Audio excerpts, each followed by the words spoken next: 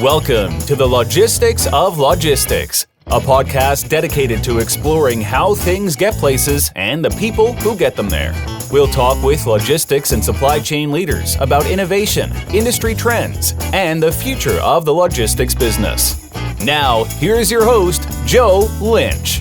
Hello, friends. Welcome to the Logistics of Logistics podcast. My name is Joe Lynch. Thank you so much for joining us today.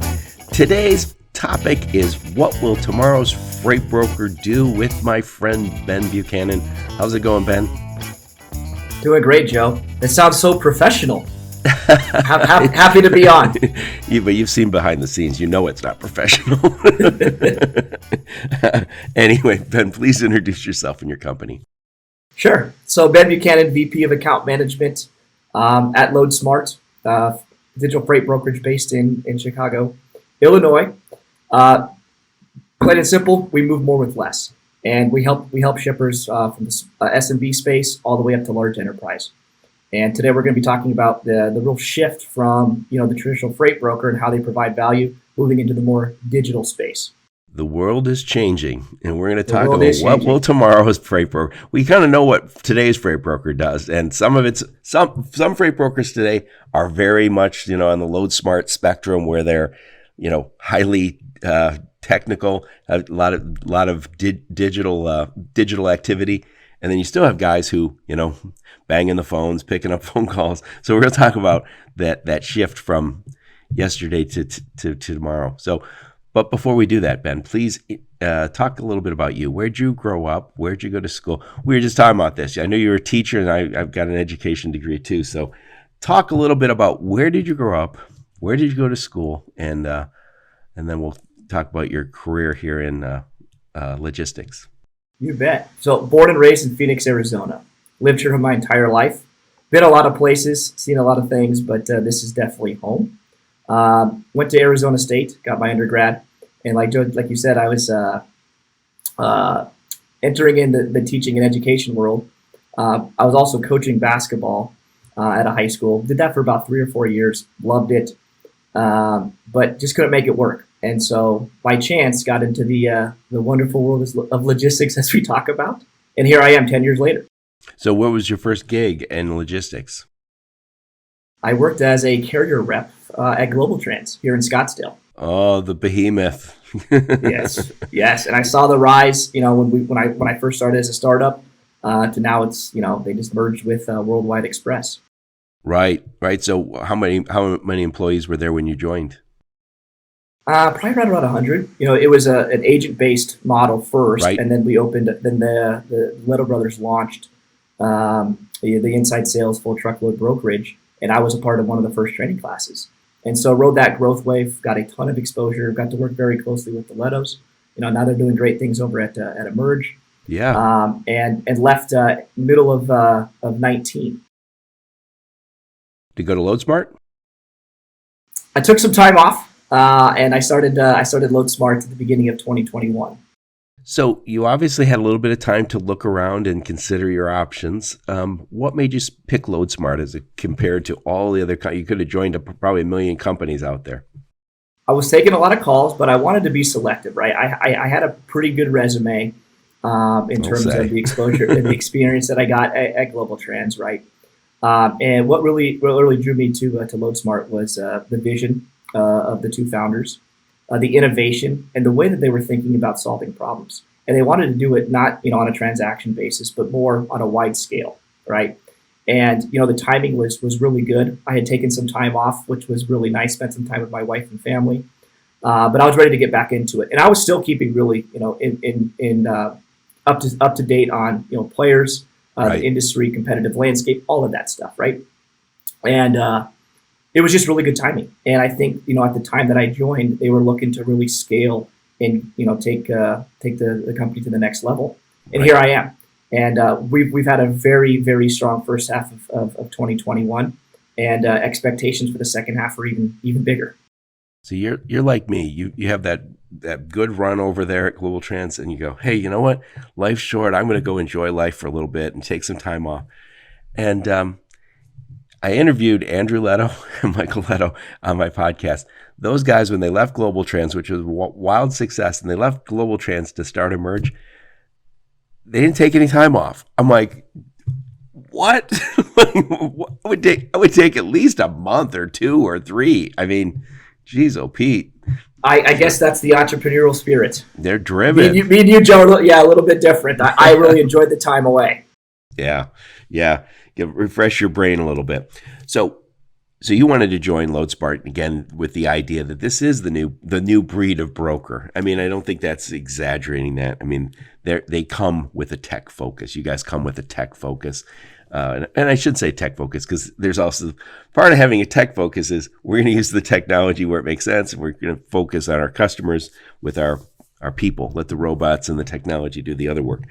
So let's talk about what will tomorrow's freight broker look like. What will they be doing? What are some of the things that I will get from tomorrow's freight broker that I don't necessarily get from today's freight broker? What's the first thing? You bet. Where do I start?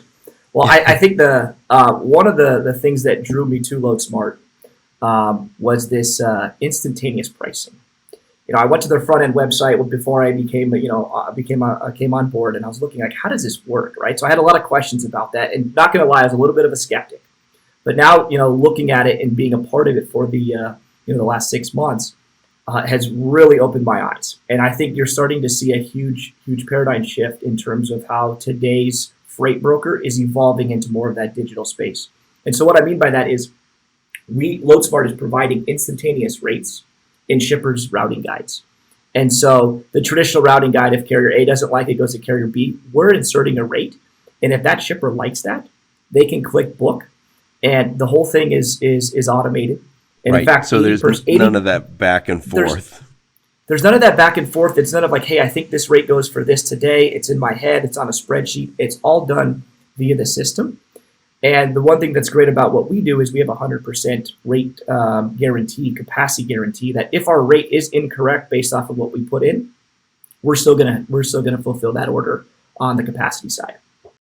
So if I'm working with you, Loadsmart, I can say, hey, I need something moved from Detroit to Arizona, and I give you the zip codes, I give you all my information, I put it in there, and you guys, bam, you give an instantaneous quote. And that's Absolutely. Not done. That's not done because you have really smart people. I know you have really smart people, but they're not smart that way.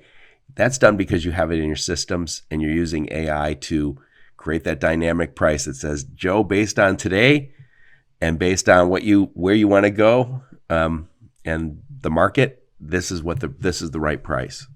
Absolutely. We have a lot smarter people than me. So 40% of our staff is data scientists, engineers, and product managers. So all they're doing all day long is looking at this. Yeah, it's pretty remarkable. You think about the difference between tomorrow's freight broker and today. How many freight brokerages? I know there's a lot of people getting technology people, but 40% of your people are data scientists. Yes, and so they're solving exactly right. And they're solving some extremely complex problems because, the rate variability right now is so difficult. And do we get it right every time? No, of course not. But, we're constantly learning. The machine learning that we're looking into and investing in is making our pricing algorithms that much stronger. And to your point is we're providing instantaneous rates to shippers. Now, shippers, again, they don't necessarily have to take that, but if they like it at the rate, we back that up with 100% capacity guarantee. And we have partnerships with several of the TMS providers. So the integration that we do into that TMS the shipper's using is seamless. I don't want to say it's a plug and play because I'm probably doing our integrations and tech team a disservice, but we can be operational pretty quickly. And what we're seeing, particularly during the pandemic, Joe, is shippers used us very frequently because trucks were needed. Right? It may have come at a premium, but we were able to do that instantaneossly and provide that value. Right. At a click of a button.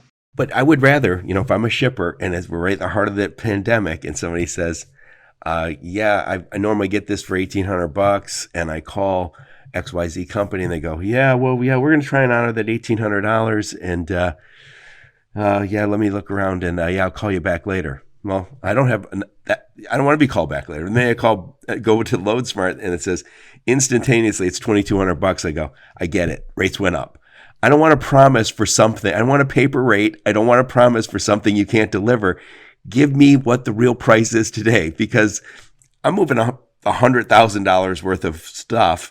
Yeah, I don't want to pay an extra $400, but I'd rather pay the extra $400 than not move my freight. Absolutely. And a lot of the shippers that we were, still service, especially during the pandemic, they needed those trucks, right? Because the consumer demand was so high, particularly in grocery, bottled beverages, right? And so, yes, that premium was a little bit higher, but we came through, in an instantaneous way. Yeah, for sure. And as a result, we were able to provide a lot more value, within their network. And if you think about, what today would be, what a lot of companies would do is they have that I could give you an instantaneous rate. You call up and I know that lane really well, and I give it to the guy who really knows it, and he says, "Yep, that's $2,000 from Detroit to wherever."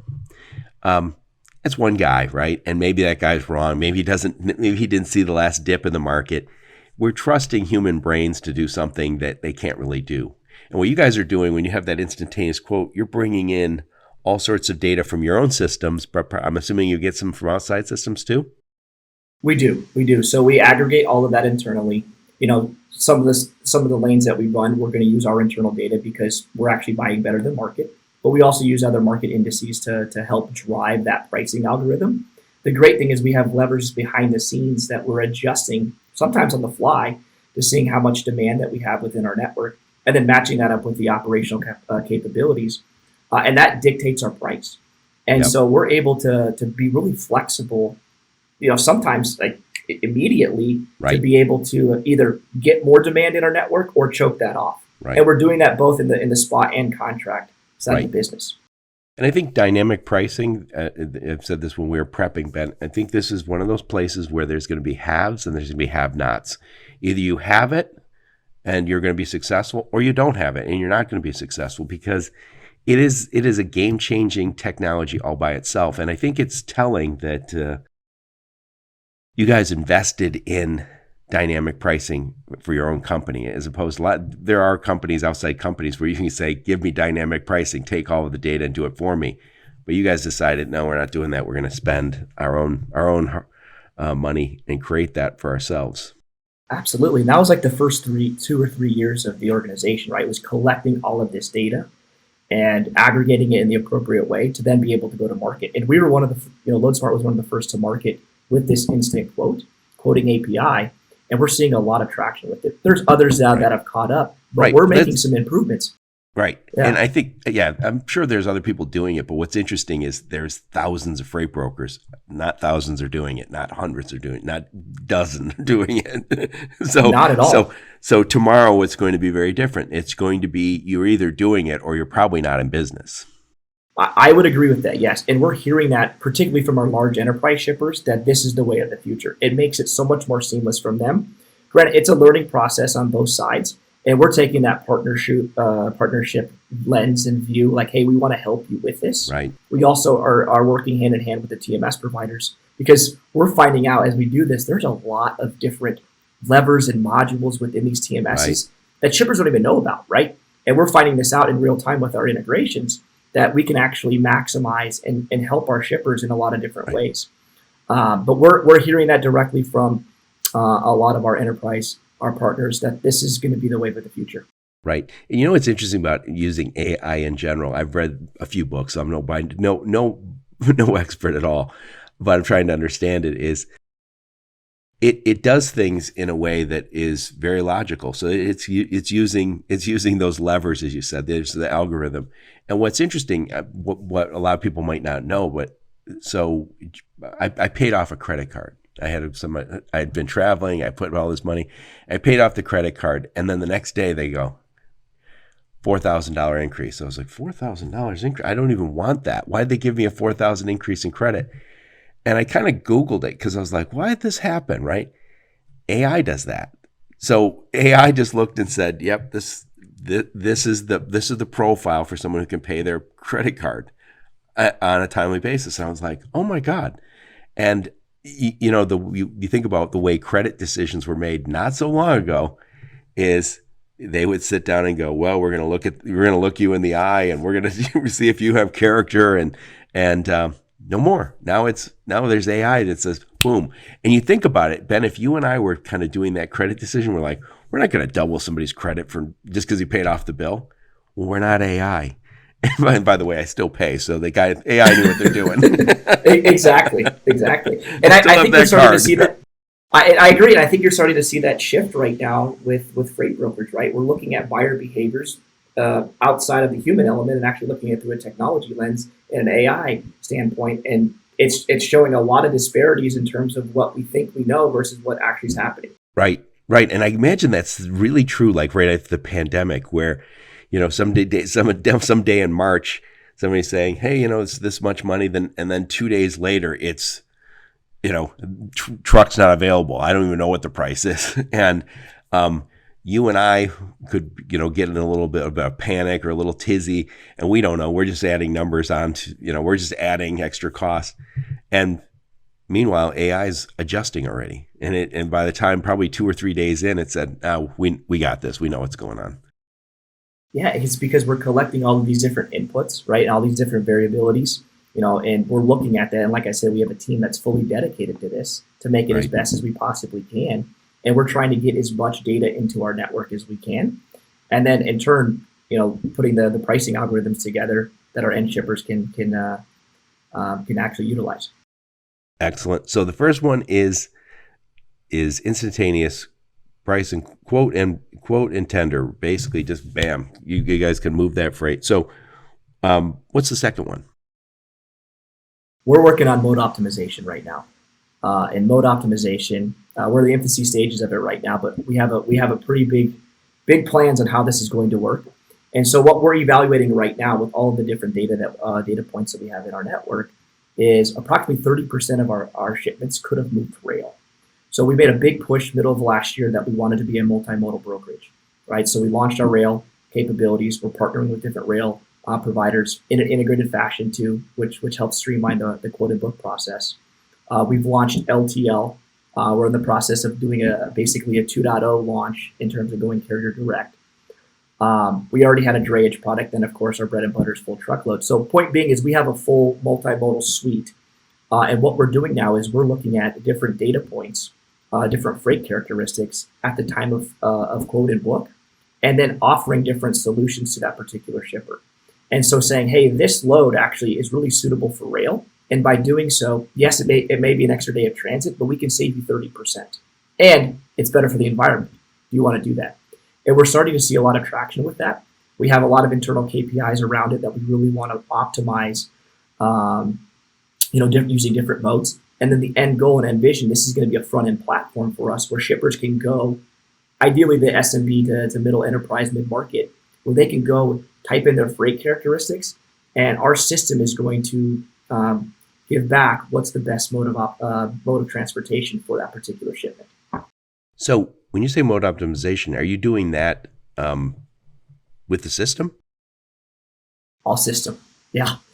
So the system is identifying the freight characteristics based off of O&D pair, based off of the size of shipments, how many pallets, how much does it weigh, and we're looking, with now launching LTL, if you're moving 5 or 6 LTL pallets in a week, once you consolidate that into one truckload, you may be able to save some money and you can increase your transit time, right? So this is all stuff that we're evaluating right now, and we're gonna productize it, and we're in the process of doing that for front end shippers to come in and actually do that and be able to get instantaneous solutions at a click of a button. So I think the change there, again, talking about tomorrow's broker, is the fact that it's being done by the system.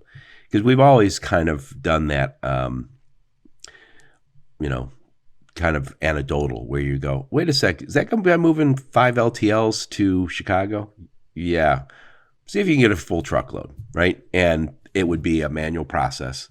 And usually, a lot of times you do those little studies and it doesn't work. And it's nice that your system's able to kind of look and say, here's that instantaneous answer. So when somebody says, I need to move stuff from point A to point B, and if they're thinking truckload, and you shoot back, I can do this as, maybe if there's a scarcity of trucks, I move those in 2 LTLs, or I move it on rail, or I can, you name it, I can move it. The point, you're exactly right, Joe. The point of this is giving the shipper solutions an optionality to move their product. And we believe that this is going to be a very scalable type of offering. We're already seeing a lot of traction with some of our shippers, right? And to your point, of course, it can happen anecdotally, and I know others are doing that. Right. But this is something that we can actually. This is tomorrow's freight broker, not any freight broker. Tomorrow's freight broker. Yeah, and we can. We're already starting to see a lot of traction on this.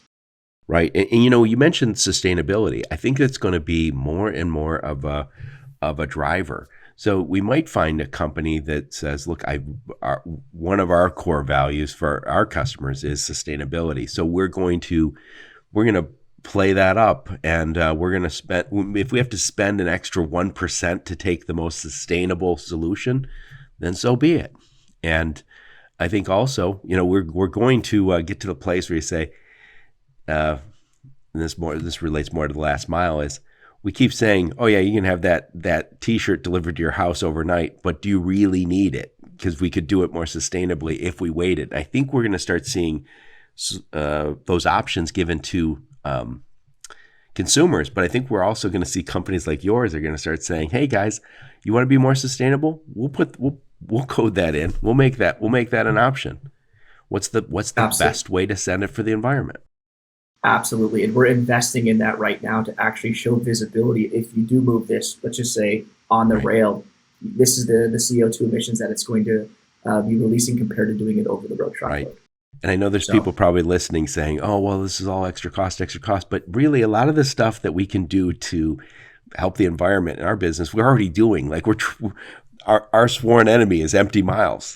and if we, as an industry, can chase down those empty miles and have them be full miles or, reduce them 30%, we're really helping out the environment and our customer at the same time.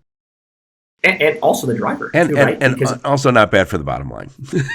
Not bad for the bottom line, but also helping out that driver because if they don't have freight on their truck, they're not making any money, right? Right. So it's a win-win across the board. Right. I love it. So number one, instantaneous quote, bam, I get that. And at the same time, I get the options, the optionality. I love it. You guys are always coming up with new words in this business.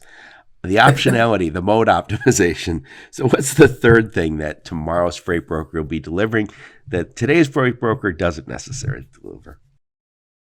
Data. I know a lot of brokers are talking about this, particularly on the digital side.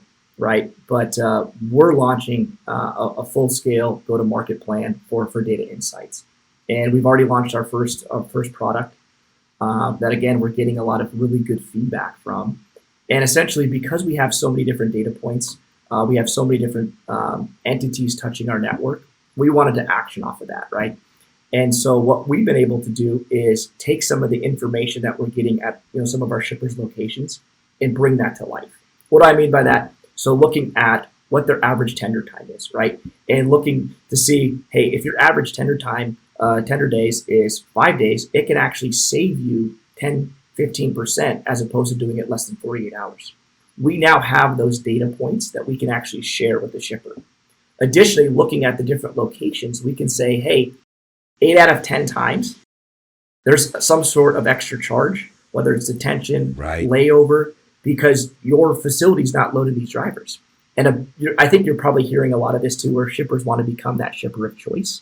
This is now information and data that we can provide to them, free of charge, by the way, to show them how they can offer and be a lot more effective. Right. And those data insights, we've always we've been doing this manually for the last 5-10 years, but it's not easy, right? And when the tender might have come by email, right, or came by phone, I may not have a good record of when it happens. It's interesting. I track a lot of things I do using Excel spreadsheets. The problem is I don't always enter the stuff in at the right time. So then later on, I don't have it, and that's the problem with working outside of a system. So as soon as you're working inside a system, now the data is there. You're exactly right. And so on that point, so we're getting all of the driver in and out times at these different locations, tagging those to specific shippers, right? So we have all of this information now, And now we're aggregating it, making it come to life and saying, hey, look, shipper, this is how you are performing right now. Right. And your average tender time is 3 days. Comparable to some of your competitors, let's just say it's a retail shipper, right. Their average is 7 days. And guess what? Their costs are 12% less. That is extremely powerful. And that's something that we're going to be giving, and we're already doing that right now to a lot of our shippers and network. Right. You know what? This is a little off topic, but it reminds me of this idea of Yelp for shippers. How long till we get to a Yelp for shippers among this industry where you say, you know what? I'm not going to Joe and Ben's place because they load slow and everybody knows it. I think drivers probably been talking about this anecdotally and carriers for a long time. And we're now starting to pick this up and say, hey, let's quantify this. Let's make some decisions based on this. You're exactly right. And what we're doing is we're taking that actually into action because we hear that directly from our carriers when we're talking to them. Like, hey, I'm not going to that shipper because it takes 4 hours. That's going to eat into my transit time. I know they don't pay attention. This is a non-starter. So we can start capturing that data, entering it in our system, right? And we can classify it however we want. And now that becomes actionable, right? Like, hey, we've talked to 15 drivers over the last 20 days, and all of them said they don't want to go to the shipper. Now we have that captured, and we can bring that back to them and have a conversation. And you know, it's interesting now we have ELD information and all this information out there. We also know we've anecdotally known certain areas are more congested than others. But if you start to realize, you know, that in your data and say, you know what, we're going to charge extra because we know driving into Chicago on Friday afternoon might be a little hairy, right? I know all about that, Joe. I was in Chicago last week. I left about 2.5 hours before my flight. I ran to the gate because of the traffic from downtown to O'Hare. Not fun. Yeah, it looks close on the map, doesn't it? It does. It's like 13 miles or something, right? Right. Yeah, I've family on the other side of Chicago, so I've made the trip hundreds of times to Milwaukee, and you either get there before Friday's traffic or after. And every once in a while, you're like, oh, it won't be that bad. You only do that. You have to do that every few years to remind yourself it really is that bad. But anyway, we want to be able to use that data to start informing these decisions. And the shipper of choice is a big part of it. And it's interesting. I think it was probably 5-7 years ago, the first time I heard some carrier saying, we're firing a number of shippers that aren't doing the right thing. They yell at our dispatch people. They don't load us properly. They don't unload us. They don't unload, and they don't pay on time. Bam, gone. And that seems, you go, no one gets rid of customers. Nope. Trucking companies and brokers do get rid of carriers now. Do get rid of bad customers now. That is true. And you look right now, just how the market's been, trucks are in high demand. So they could be selective in terms of who they're working with, both on the shipper direct side and the broker side. And so for us, we take that holistic approach where we, of course, want to provide value to our shippers, but in turn, we want to provide value to our carriers as well, because without them, we can't move any of the freight. Yep. And you've lived this, and so I know I have, is when a shipper who seems like a really great shipper all of a sudden is like really friendly, like, yeah, hey, Ben, come on in. Oh my God, I don't know. Yeah, I know I didn't take your calls for the last 6 months. Come on in, sit down. Yeah, I want to start. We got 4 truckloads tonight, and we're moving like 30 a week, and you're like, oh, something's wrong here. They aren't paying their bills. There's some upset broker down the street. That is true. That is true. Yeah. So that's another data insight we're going to have. Who's paying their bills and who's a good player and who's not. So we talked about instantaneous quote. That's something tomorrow's freight broker is going to give us. He's also going to give us mode optimization, and not anecdotally. This can be instantaneous. Then we're going to work this data insights. And I think when we were talking about this earlier, it's like we're not going to just work in your freight every day. We're going to also rise above the fray, and work on it. Look strategically. What do we need to change? Well, that's a really good point. Like we talked about earlier, is now it allows our internal team, the logistics professionals that we hire, right, to get out of the day-to-day, get out of the mundane back and forth, right, and be more strategic to ultimately provide more value to our shippers. So evaluating some of the insights that we're collecting, putting it together a package and delivering that to the shipper to say, hey, look, this is actually how you can better your operation, and in turn, potentially save some money. Right. And so that's what we're really focusing on right now internally, is, how do we bring all of this stuff to life where we can actually provide value to our shippers? Yep. So what's number 4? What's the 4th thing tomorrow's freight broker is going to do that today's definitely doesn't do? So one of the things that we're working on right now and evaluating is what we're calling rate transparency.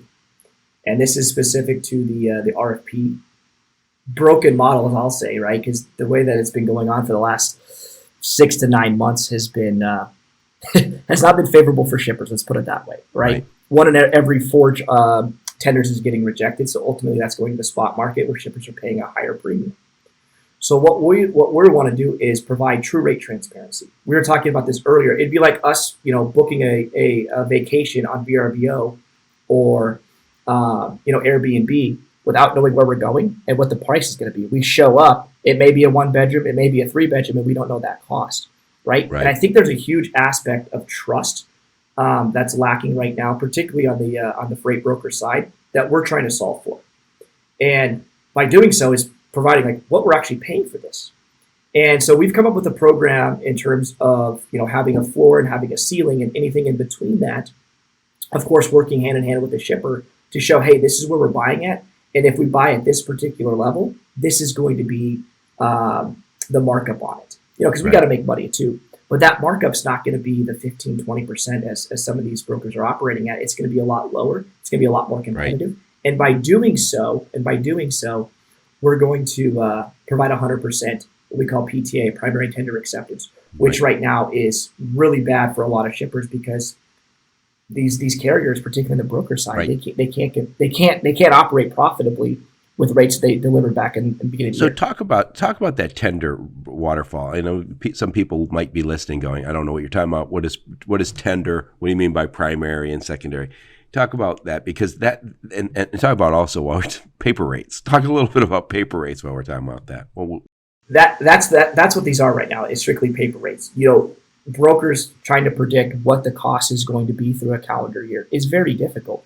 And you look at the last 9 months, the volatility, right? There's no way that we could have predicted this. In February with the polar vortex that occurred, in some instances, spiked rates as high as 50, 60%, right? So you can't operate at those rates that you provided at the beginning of the year at a fixed level and be able to operate profitably.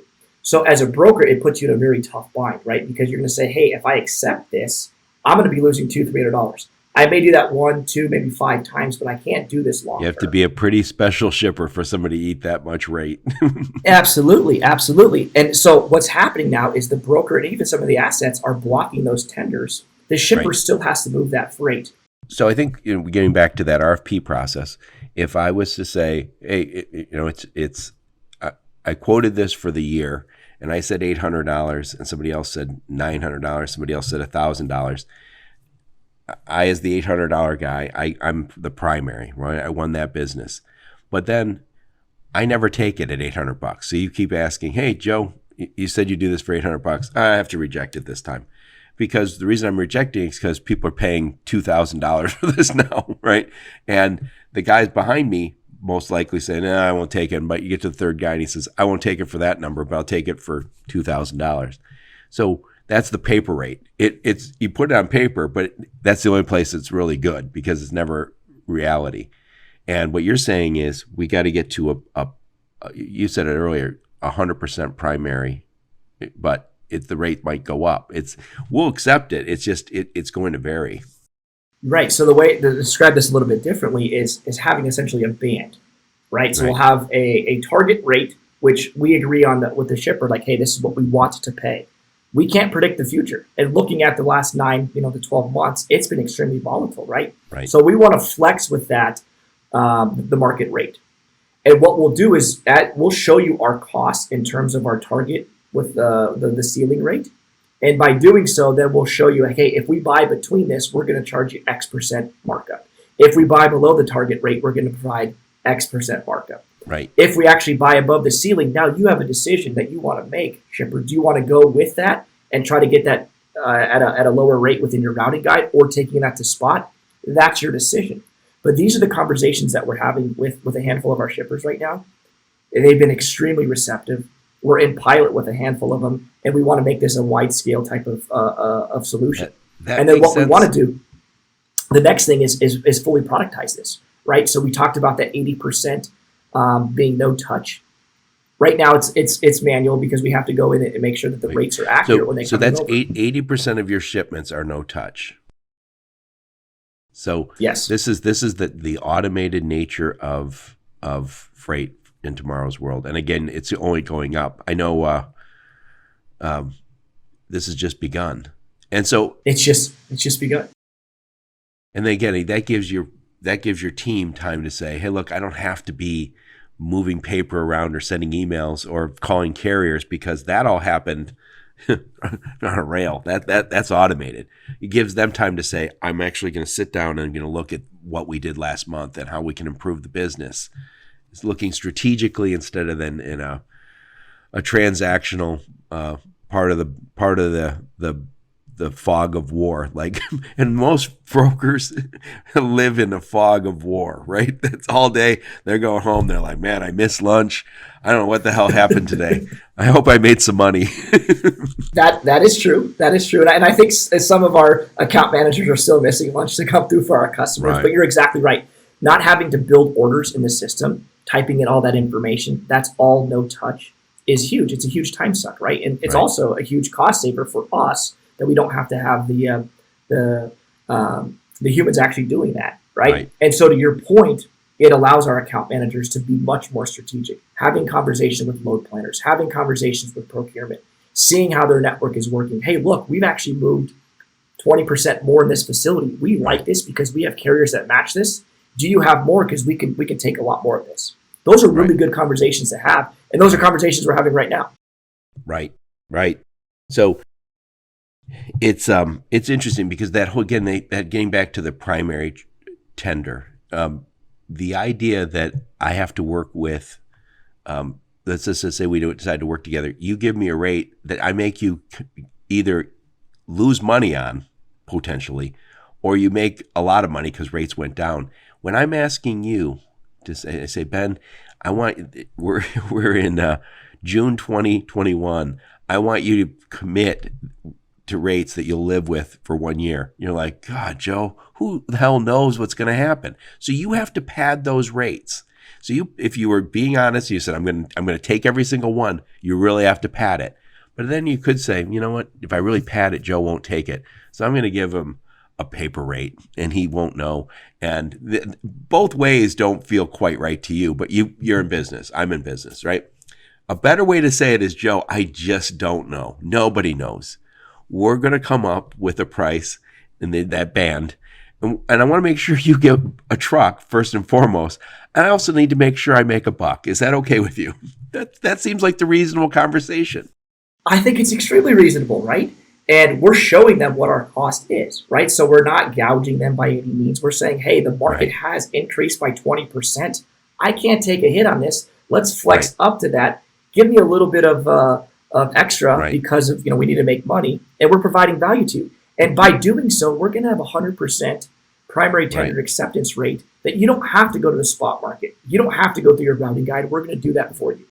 Right. And really the biggest cost here isn't, I paid an extra $100 for that. It's the biggest cost is I didn't get to my customer on time.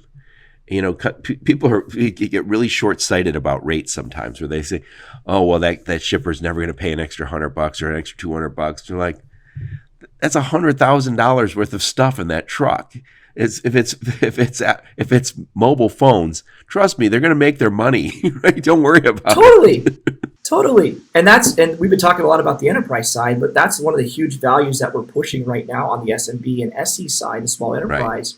We're really educating our shippers. Yeah, you may save $50. You may save $200 on this transaction. Congratulations. But on the long term, if you have an average of less than 24 hours of lead time, you're actually paying 15, 20%. So that cost saving that you thought you did doesn't really mean anything. And so this is the stuff that we're showing them through data insights, which, by the way, data insights for Loadsmart is free to all of our shippers, SMB all the way up to large enterprise. And each of our shippers have their own data insights page It, of course, varies in terms of the volume, right, that we're moving for them. But this is something that we're really excited about because this is, as you're talking about, that shift to digital, right, and how brokers can be much more, they can provide much more value to their network.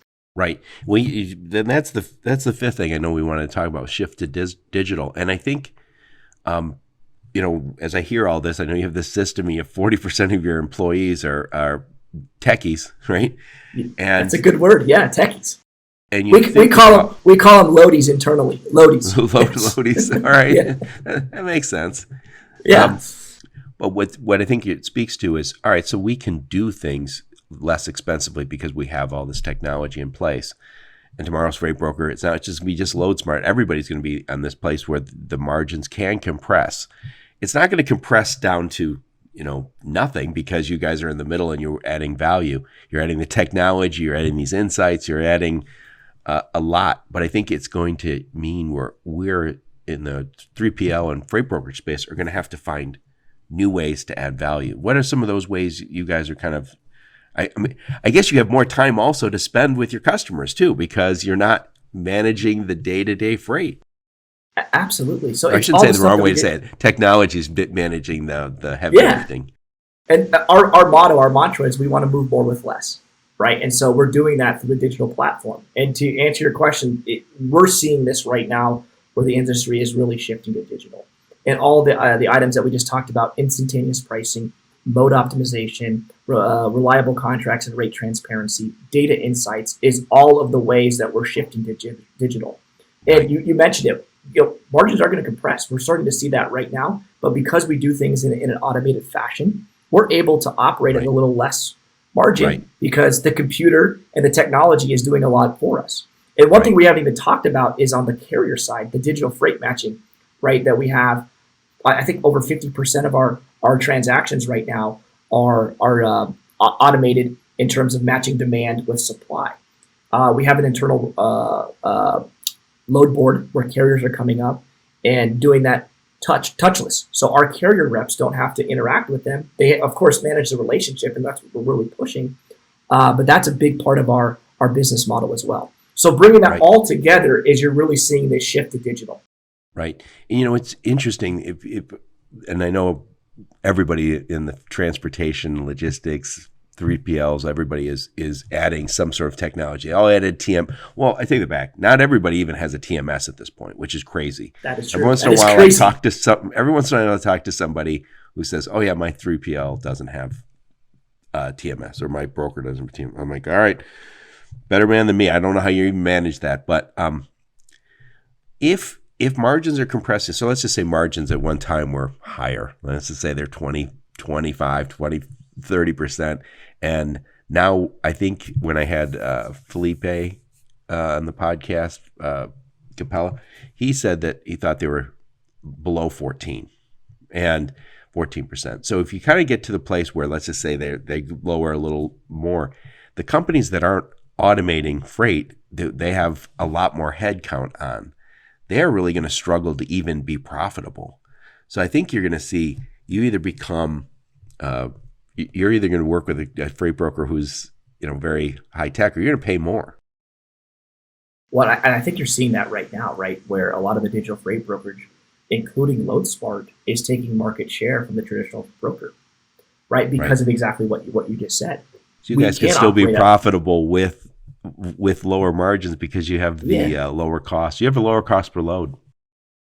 And that's my next point, right? Unit economics is a big shift in terms of the shifting to digital, is looking at what that cost per load per transaction is, right? Because you can't, it does you no good if you may be making money on the transaction level, but if it costs you more to do that, there's no point in that, right?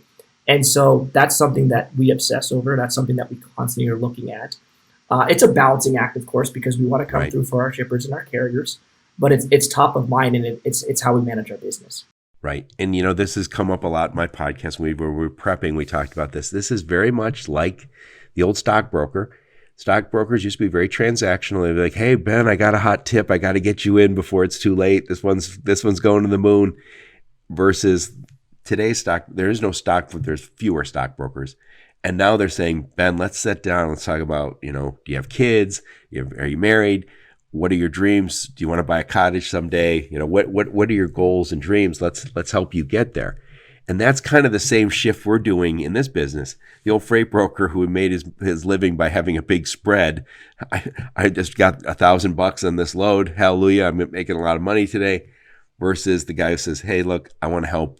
I want to look at your weekly, your monthly, your quarterly, and I want to help you move to better modes. I want to help you communicate better so we can get you better prices. It's a totally different model. And that's what you're seeing right now. So I think the analogy from the stockbroker to like the financial planner is very similar to what you're seeing in freight brokerage right now, right?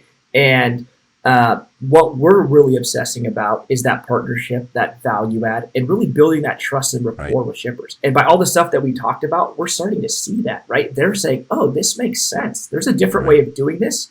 And oh, by the way, Loadsmart is a valued partner within our network. Right. And we're just going to continue to double down on that, So that's our plan.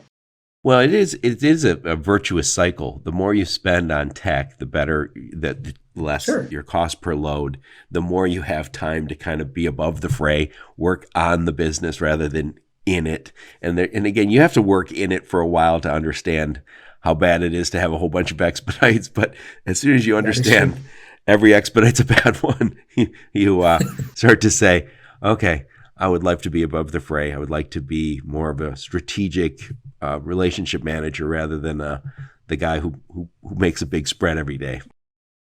You're exactly right. And the last thing that we're doing, among a lot of other things, but a real big value add that we're looking at is the managed transportation play, right? So being that consultative type of partner for our shippers, taking a large portion of their business, whether it's small, medium, or large enterprise, and giving that to us and let us manage that. Let us do the data insights. Let us do the mode optimization, and we'll show you some cost savings along the way.